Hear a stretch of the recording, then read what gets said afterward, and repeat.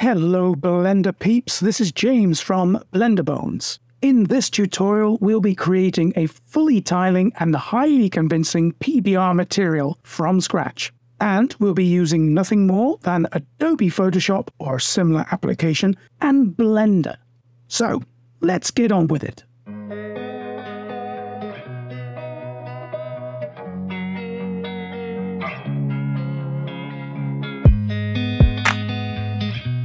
Now, if you don't know, PBR stands for Physical Based Rendering. That is a material for your 3D models that is capable of adding realism through color and its interaction to light and its reflective qualities. This is all done using a series of texture image files. Although we'll be using Blender to compile our texture files into a material, there are plenty of other 3D applications that you can use them in. During this tutorial, we'll be using Adobe Photoshop to create the following tiling texture files. Let's begin by downloading a picture to serve as the foundation for our material. You can visit Pixabay, Pexels, or any other website that provides totally free image downloads for this. In this occasion, I've gone with Pexels. To create a good texture file for our material, the image must be large enough in its pixel measurements. Nowadays, the majority of texture files typically vary from 1K to 4K, that is, from 1024 by 1024 to 4096 by 4096 pixels. However, for the majority of my texture files, I usually choose 2K, which is 2048 by 2048 pixels. Make sure your image is big enough. Also, I like to look for images that will tile well. The ability to spot such images will come with experience, so don't stress at this point. Try it out, see what results you get. So I've downloaded this file, I've saved it in a new folder. I've called it Bricks 4 because I happen to have created 3 other lots of bricks before this, so this is my 4th bricks material of the day. I've called this one bricks-4_diffuse. Now diffuse is the color, so that's going to be used for showing the, if you like, the photographic aspect of this material in Blender. And from this, I'm going to create a load of other materials. There's going to be one for a normal, bump, possibly even height, smoothness, and they're all going to come together in Blender to produce that one material. Now, it's very important when you're selecting your texture file, make sure that there's not too much in the way of highlight and low light. In other words, you don't want something which perhaps has a little too much sunlight shining on it. Let me see if I can find a decent example. Here we go. Here's a classic example where we have shadows everywhere, highlights. You're going to have to work those out in Photoshop, so try and keep it as flat as possible, something with not a lot of light and dark in it. This one, I think, certainly fulfills that expectation. There's one brick missing there, which has just been cemented over, so I'm going to use the clone stamp tool. I think I might take this brick here and using the Alt, I'm just going to paint that one out. The reason why I'm doing this is because I'm going to chop these ones out anyway, because I want my image to be perfectly square. So using the crop tool, I just press Escape, hold down the Shift key and drag. I should then get a perfectly square crop like that. And I'm going to nudge this up a little. Actually, I don't really want to crop this at the moment. Can you see that I can't quite get it square enough? I want the start point or the edges to be uniform. I want, perhaps, if it's going to end in the mortar, it's going to start in the mortar. So for now, I think what I'll do is, let's see now. If I were to Control-A, Control-T, that's select all, and then transform, holding down the Shift key, I'm just going to compress this a little like that. And then I'll go back to the crop. Press Escape, start again, hold down the Shift. That's it. It's now in the mortar. It's not quite at the bottom, but that's fine. I want it to be very slightly outside of the mortar, because when I do come to tile this, I'm going to be dragging this mortar up to the corner, this mortar down to this corner, and I want it to start from the mortar and end from the mortar. Maybe the best way of actually explaining that is to show you. Now, in the later versions of Photoshop, under View, you'll find this amazing visual tool, Pattern Preview. If I click on that and zoom out, you get to see how this texture would look if it were tiling. So this is going to aid the entire tiling process. And as you can see, these don't quite line up. There's like a half brick in between here. So if I Control A to select all, Control T to go into Free Transform, and I hold down the Control key and drag this corner point up, I can straighten this out a little. Maybe this corner up a little. So now we can see, if I do the same down here, and down here, we've now got a consistent line going through there, which is the mortar. There's a bit of an edge, but that's okay. Same up here. That's actually looking reasonably convincing. So I'm going to leave that as it is. Not all of these line up. That is not a problem. Now, I've also noticed another problem, and this is something I should have spotted, but I missed. The way the bricks are actually laying out at the moment, they're not teeing properly. That is, normally when you see bricks, they kind of have that effect. You don't just get bricks laid on top of each other where you have the mortar joined to the mortar. Can you see that there? So what I'm going to have to do, hold Shift down and drag that down to lose a row of bricks, which is a bit of a shame, but that will have to do. So using the Free Transform, Control T, holding down the Control key whilst clicking on these corners, you get to align your textures up and you get a good visual idea of how that is looking in a tiling system. Might take a little bit of work just to get them as you want them. Eventually, you'll get it. Now, for areas where, although the corners are fine, there's still loss of alignment, I can go to the option bar at the top here, click on this icon here, and choose the horizontal bar. And what I'll do is I'll say, right, this bit's okay, but this bit isn't. So I'm going to put a bar there, effectively locking it in place, and then put another one down here. Click on this little box here and use my cursor keys just to adjust. And you can see what that does. It kind of distorts the actual image using something very similar to a mesh that you'd perhaps see in Blender. Again, I'll add one here. This one looks fine, but this one, I don't know, maybe that's okay. I'll just nudge it a little bit. And I'll go around just looking to see if everything lines up properly. I think maybe this, just a few more taps there. Yeah, that will do. Confirm. Right, now, Stamp Tool. Going to blend in these edges. As you can see, the blue line around here is showing you where the image starts and ends, and you can see the tessellation or the tiling beyond that. So if I was to take my Stamp Tool, just click here, for instance, Alt, click, and then take my cursor over to here, I can blend that join. So now that's a seamless join. I might need to go over it a couple of times just to remove any repetition. That's good. I'll take from down here again and just tap up there. The brick I'll take from over here. I'll take this bit from here. It's all about matching, looking for areas that you can replace one part with another. That looks good. Same here. And over here. Really, I could have done this more methodically by starting at the top and working my way down. I sort of started in the middle, but that's okay. And I work the way down, just making sure that everything's blended correctly. Now, once you've gone down to the bottom, if you went over to the other side, you'll find, because it's tiling texture, it's automatically done the other side. So really, you only need to do two edges, the vertical and the horizontal. Now, the horizontal is going to be a little more involved because it's rather difficult to clone from that area. So perhaps what I'll do is I'll clone from the row above. I'm going to hold down the Shift key and just click, click, click. Just to blend it in like that.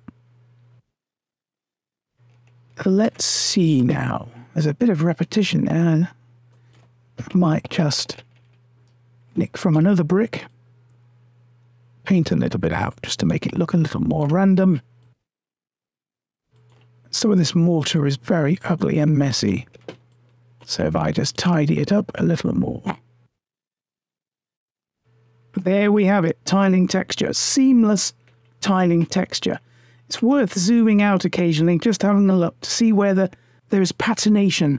This is what I was saying earlier about tiling. You want to make sure that you break that down enough so that you don't end up with wallpaper. You want it to be convincing. And there's one little bit here which I think is just destroying the illusion that this is a photographic texture and not wallpaper. So it's just this little corner here. I think what I'll do is I'll nick from here to give to here. That's not so bad now. Still a bit of patination, but it's not as pronounced. I could spend another 10 minutes on this to break that down even further, but I think that will do. Let's just make sure we save our file. Now, I save my diffuse as a JPEG, maximum quality. All of the other texture files I will be saving as PNG. PNG is better at preserving detail. JPEG files tend to reduce the quality in order to reduce the file size, and you may get artifacts in there which will look a little odd when using on things like smoothness and bump. So do avoid using any other file format than PNG.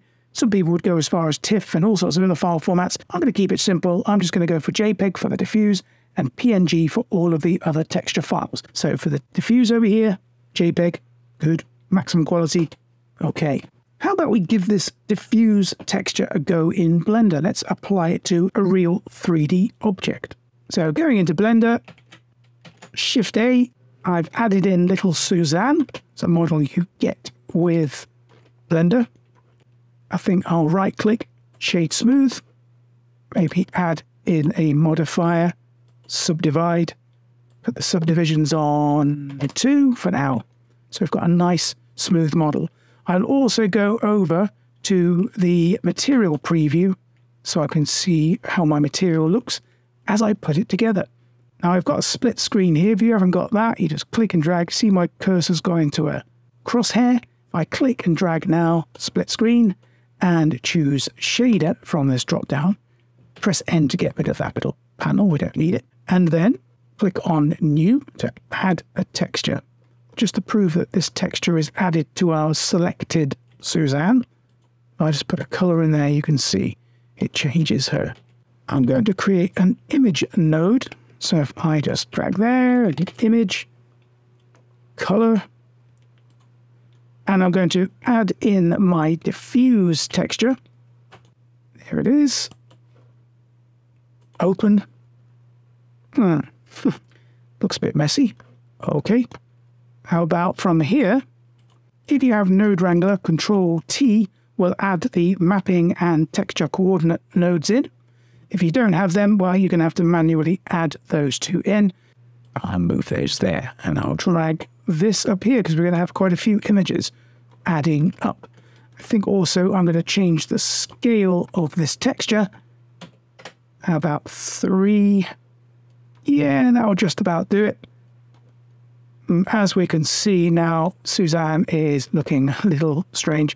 Maybe just to complement Suzanne, I'm going to add a cube in. Scale it up. S. Grab a G. Z axes. Drag it down. Maybe even scale that a little bit. I don't know. Like that. If you ever change the scaling of an object outside of edit mode, don't forget, Control A. Rotate and scale, just reset those. I'll do the same with Suzanne, just in case. I don't think I changed her scale. And I'll make sure that this also has the same texture. Lots of ways we could do that. There we go. And maybe I should rename this material as brick. So that will give us a good idea of how it looks. Right, so we can see now our diffuse is working. Yes, if I reduce the scale a little to say something like 10, it'll give you a good idea of how it's tiling as well. I might even leave that on 10. But there's not much in the way of detail in the sense of it's not really reacting with light in any particular way. So next we're going to be adding in our bump map, our normal, maybe even a height map as well. So let's get back to Photoshop. So let's move on to our other files. Just for safety, because I don't want to overwrite this file, I'll do a Control-A, copy, Control-C, new, Control-N, and paste, Control-V. Now, before we do anything, I've just noticed I've made a big blunder here. One thing I forgot to show you was the image size itself. We've got our image in, we've done all the magic to it, but this image is way bigger than 2K. The moment it's coming through at 3024 by 3024. That's not what we're after. So if I go back to my diffuse here, Control-Alt-I to bring up image size, and I'm going to set that at 2048. Make sure your height and your width are the same, and I'll click on OK, and I'll do the same with this one as well. Good. Save that. And going into my new image, this is going to be the basis for our height map. Now, this is where it gets a little more involved. There's going to be 1,000 ways to do this. I'm only going to show you one method, a method that I like to use. It's not the quickest method. It's not the latest method, but it's a method that will ensure that you get the quality that you're after. So bear with me. First things first, I'm going to knock all the color out of this because we're done with color now. We've done the diffuse. So Control-U to bring up hue and saturation and push the saturation right over here to -100. So as you can see, this is now a black and white image, a grayscale image. And what I'll do next is I'm going to select the bricks and divide them from the mortar. And by doing so, we'll be able to then generate differences in smoothness. Like, for instance, the mortar might be very dull and the brick is slightly glossy. Depth, so we have the height, normal, bump. All of these types of texture may deal with certain levels of depth. So the mortar, for instance, is slightly deeper than the brick. The brick maybe slightly protrudes away from the mortar. So we're going to be covering that using this one simple step. So we're going to select each brick. We're going to put them onto a different layer. I've got my layer palette over here. If you can't see it, go to Window and choose Layers. So I've got my Layers palette here, and I will select the bricks, put them onto a different layer, and then we can do all sorts of crazy stuff with them. I'm going to use Quick Mask. I think most people have forgotten that Quick Mask exists. I still use it on a regular basis. I just happen to like it. If you can think of another method that you prefer, then by all means go for it. But I'm going to use Quick Mask in this particular instance. Now what Quick Mask will actually do, if I just click on Quick Mask, the quick key for it, by the way, is Q. Q on its own, not Control Q, that will quit Photoshop. Q on its own will toggle into Quick Mask. See, it even says Quick Mask up there. Coming out of it goes back to RGB. Will allow you to paint. If I'm using black as my color, if I paint and then come out of Quick Mask, whatever I paint, I don't know if you can see that. It's rather difficult to see on this screen, isn't it? Maybe I should just try with a blank document because that was rather difficult to see with that particular texture. So going into Quick Mask, if I paint black, come out of Quick Mask, you can see that that painted area has become a selection. Also, works the other way around. So if I was to get the selection tool, make a selection, going into Quick Mask mode, there, you get the idea. In fact, from Quick Mask mode, I could also paint white to actually remove parts of my selection. It's a very good way of controlling the softness and hardness of your selection. I love it. It's a method I've been using for years, and I'm just perhaps stuck in my ways. I've been using Photoshop since the 1990s, since version 1. Shows how old I am. And before we go into Quick Mask mode, I really should point this out to you. If you come over to the Quick Mask icon and double click on it, you get the options. I tend to use selected areas. This means that the selected area will appear red. You can even change the color if you want to. But I tend to keep it on red at 50%. By default, it's usually on masked areas. So I strongly recommend, and just for the sake of this tutorial, go for selected areas. Otherwise, you're going to have to work inverse for this. Now, your red's going to be the non-selected areas. Your selected areas are going to be the non-red. So yeah, I recommend just using selected areas. It'll make more sense. Right, now back to our image. I'm going to deselect, Control D, go back into Quick Mask, And using my paintbrush with black, just reset if you need to, black as my color, right click, and the hardness as 100%, I am going to paint each brick. But before I do that, maybe I should call up pattern preview. So view, pattern preview, just so I can make sure the tiling is as it should be. So if I just paint around the edges of each brick, if I use the shift key, I can actually paint in lines like this. It doesn't have to be very precise. Just make sure you close all of these, because we'll fill these centers afterwards rather than trying to paint them in now. That's going to take forever. So if I paint around the edges like this, and you can see already it's starting to, the selection itself is starting to tile, which is brilliant.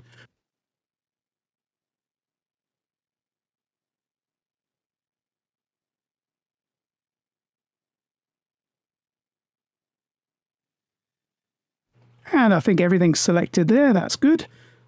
I'll use the magic wand to select inside of these bricks.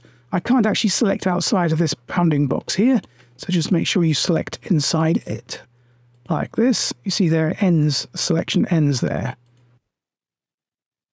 Now that I've got everything selected, I'm going to expand that selection a little bit and fill it so that we've got completely filled bricks. And I could do that by going to select, modify, and expand. In this particular case, I've got to guess a little bit, but 5 should do it. And you can see now the marching ants have expanded a little bit into the painted area, which is grand. Now, if I flip my colors, or just press X on my keyboard to get black as my background color, hold down Control and hit Backspace, it will fill with my background color, which happens to be black, which in quick mask mode is fill or red stuff. Deselect, coming out of quick mask queue, I can now drop all of these bricks onto a new layer. Quickest way of doing that, Control J. And just to prove that is separate from its background or from the mortar, just hide it. You can see now we've separated the bricks from the mortar. So now we have those separate from each other. Let's start monkeying around. I think perhaps I'm going to start by creating a height map. Now, the height map is going to show information within our texture file, which is going to simulate height. So maybe the way light reacts with the bricks. Light will shine on the top of the brick where the light's hitting it, and underneath there'll be a shadow. A height map will achieve that effect, and it can be in the form of a bump map, a normal map, or even a displacement map. So I always start off with a height map, and then I'll create various other maps from that. Let me show you. If I just select my background, I've got my main layer hidden there. That's the layer with the full image on. And then I Control A to select all and Control Backspace to fill with black. What you actually get if you were to bring this into Blender as a bump map, for instance, or even a displacement map, maybe you'll have time to look at that later, is that the areas that are black at the moment, or the darker areas, will be the areas that are recessed. The areas which are white, or the lighter areas, will be protruding or extrude from the surface of our 3D model. So think, black goes in, white comes out. So this is going to be our height map. But I suggest we keep it as simple as possible and not have too much detail on these bricks here. The background is completely flat, there's nothing going on there. But the white end, I think what I'll do is I'm just going to duplicate this layer, Control J, hide the original, and then call up my levels. This is the old-fashioned levels, Control L, and I'll bring the black point, not this one here, but this one down here, the output levels black point. If I just push that up like that, so there's the modest amount of detail coming through. Now, if I were to run this as a height map right now, it's going to be very stark. You're going to have this sudden ledge of information. So what I tend to do is I go to Filter, I go to Blur, Gaussian Blur, and I blur the edge. For this particular size image, 2048, around about 12, 10, 12, something like that, should give you enough blur. So now we've created our height map. Let's save it. In Photoshop, if you're using a late version, Control-Alt-S, I'm going to select Jpeg to begin with, because there's our current diffuse. You know, I just click on that and then just rename it. Saves me having to type it all in. This one is going to be height. And then I need to change this to PNG.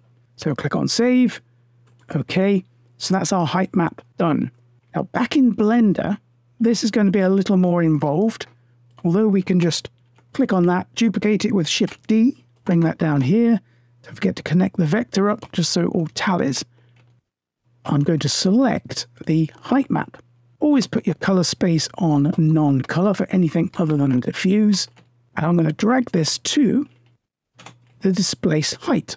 Keep that on 0.5. Normally you would put something like 0.01 for your scale, and then drag displacement over to the material output displacement. Now you might not see much happen. There's a slight discernible difference, but you can't quite put your finger on it, can you? That's okay. There's a few things we need to do. Firstly, over here, we click on the Materials tab here, or Materials Properties tab, I should say, and scroll down to the bottom here where Settings are located. Where you see Displacement under Surface, make sure that it is Displacement and Bump, not just Bump only. Still nothing happening. No problem at all. You need to be in Cycles mode to see this. So if we click on the rendering mode up here, going back to the rendering properties up here, making sure that's selected, make sure that the engine is Cycles. Now I can definitely see a difference on Suzanne. I can't see a difference on this block here, and that's because we haven't added a subdivision surface modifier yet. So if I add this in, I'll go for something quite high, 8 maybe. Keep it on simple, to keep it squared. Very difficult to tell whether it's made much of a difference. So let's exaggerate the displacement. Let's go for 0.1 on the scale. Ah, that's gone crazy, hasn't it? But you can see now it is displacing. The dark areas are recessed, the light areas are protruding or extruding. So if I bring that down to a level that looks mighty fine, maybe 0.025 or something like that. Yeah, something like that I think maybe will do for the displacement. Maybe a tiny bit higher. 0.035. You may need to experiment with that. And I'm going to give my GPU a rest. I can hear it whirring away. I don't know if it's picking up on the mic, so I'm going to click on the material preview. You can't see displacement in the preview, and yes, my GPU is now calming down a little. So back in Photoshop, we have our height map sorted. Again, this is going to be a basis for so many other texture files. Let's keep this one. Maybe what I could do is if I go to Open, Control O, I could duplicate this file here, renaming the duplicated copy. How about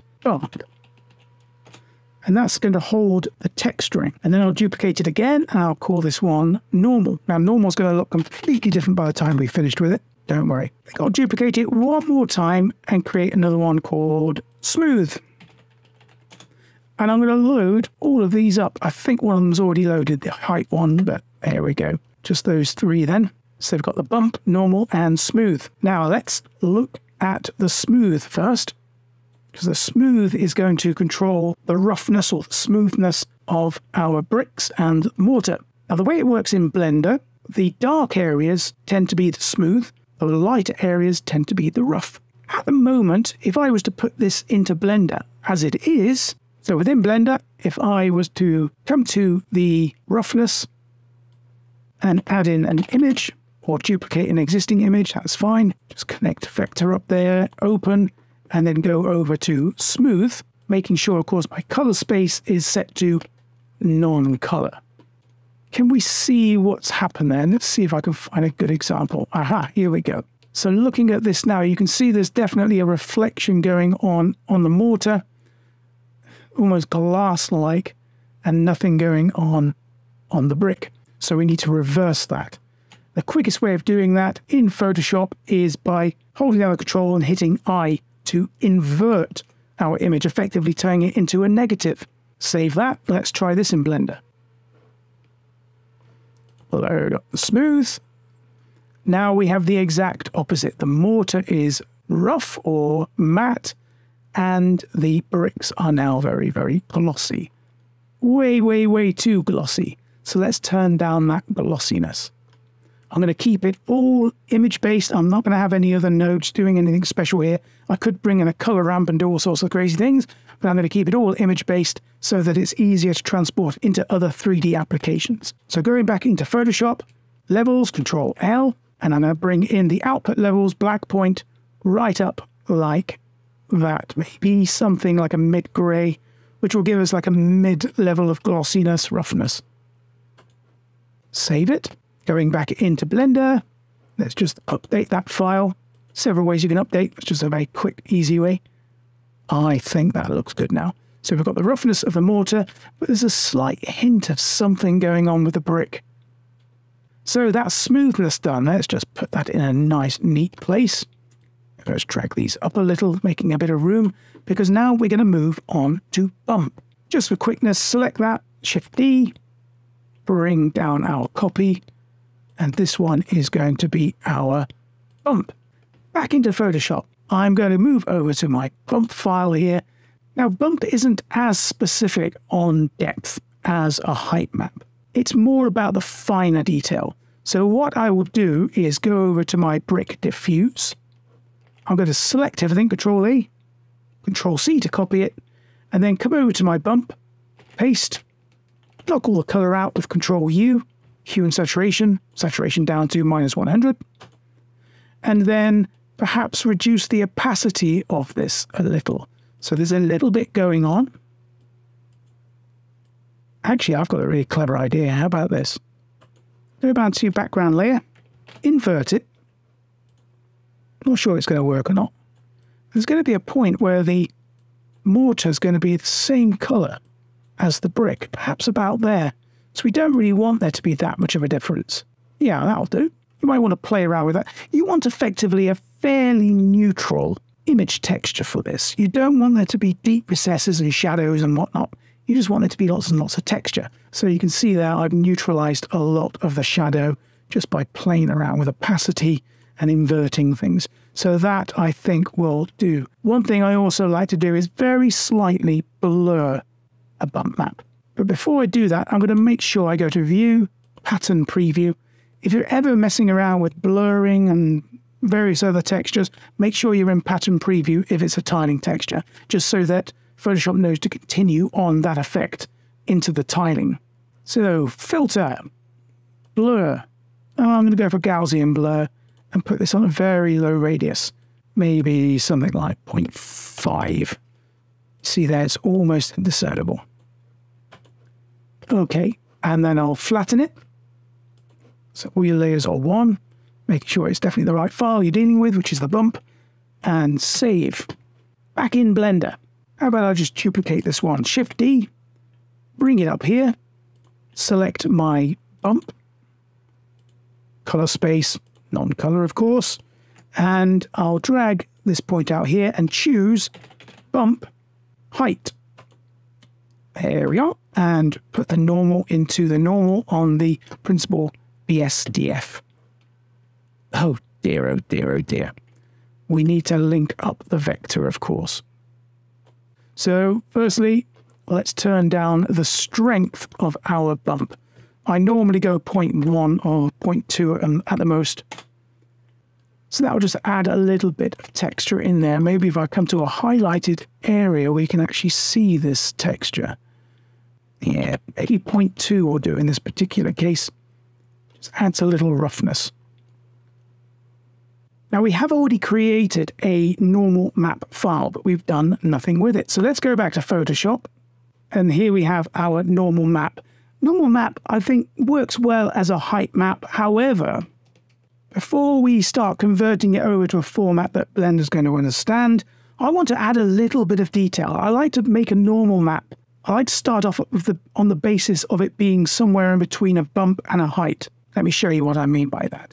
So if I go to my bump map, Control-A, select all, copy, and then come over to my normal map and paste, and then reduce the opacity right down so we have something like that, perhaps, where you can see there's definitely height information in here, but at the same time there's a fair bit of texture as well. Just going to flatten that. Control-E is a good way of flattening your selected layers, by the way, just for speed. Now if I save that, this is ready to go. Not ready to go in Blender, but it's going to be good to go in an app that I'm about to show you. At the beginning of this video, I said that there would be two applications that we're using, Photoshop and Blender. I lied. There's a third one which I'm going to strongly recommend you use. Now there's a great little program I use all of the time called the Normal Map Generator, and there are lots of other ones out there on the market. This one's a free one.